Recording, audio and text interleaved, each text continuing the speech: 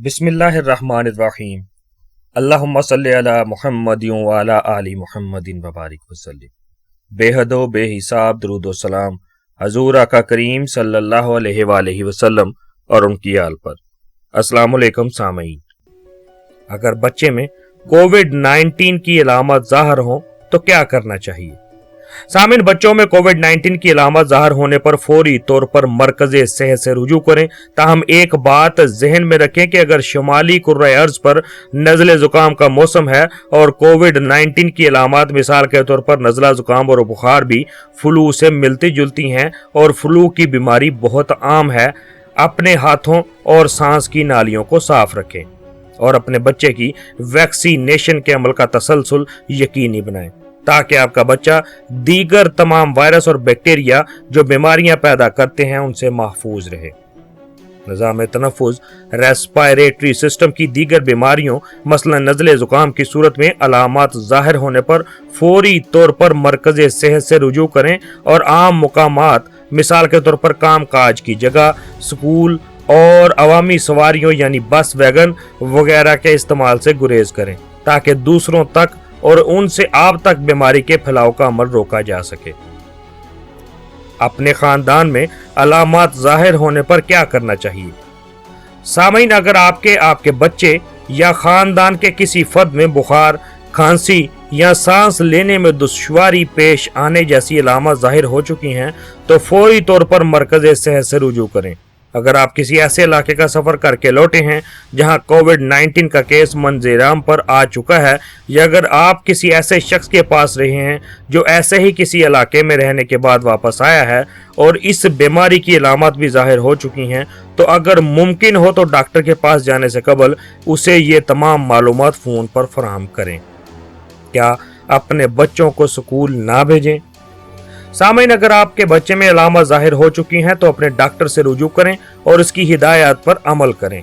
दूसरी सूरत में जैसा कि सांस की दीगर बीमारियों मसलन फ्लू की सूरत में किया जाता है, जब तक अलामत बाकी रहें अपने बच्चे को घर पर आराम करने दें और रश के अवामी मकामात यानी पार्क, बाजार, तकारीब व महाफल वगैरह पर जाने से गुरेज करें ताकि वायरस का फैलाव रोका जा सके।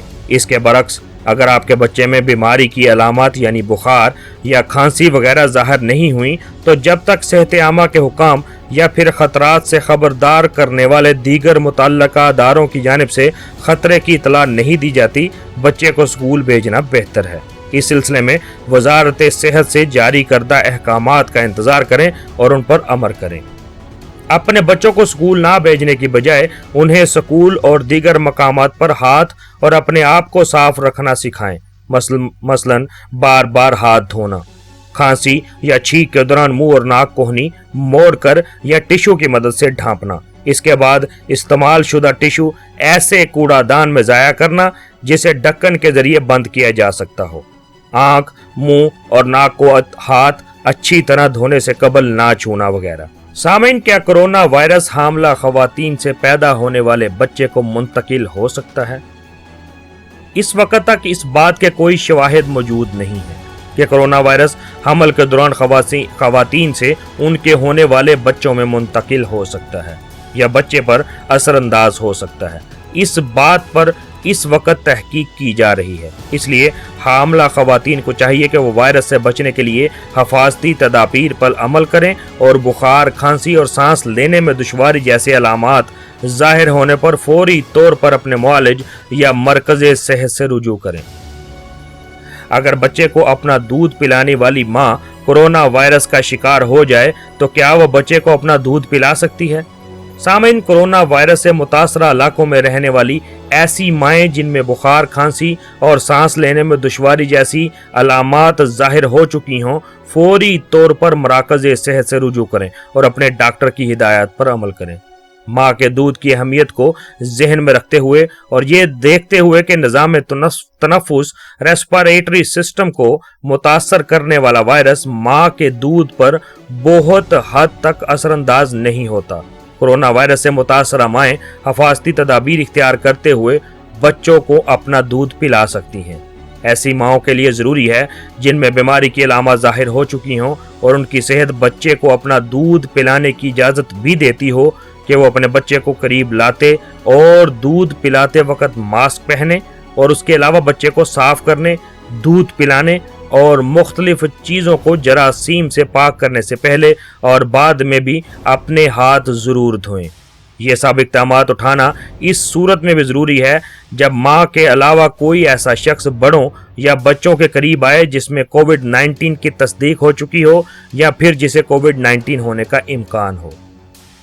اگر ماں زیادہ بیمار ہو تو اسے چاہیے کہ وہ اپنا دودھ نکال کر کسی صاف کپ یا چمچ کی مدد سے بچے کو پلائے اور بیماری سے بچاؤ کی حفاظتی تدابیر پر بھی سختی سے عمل کرتی رہے۔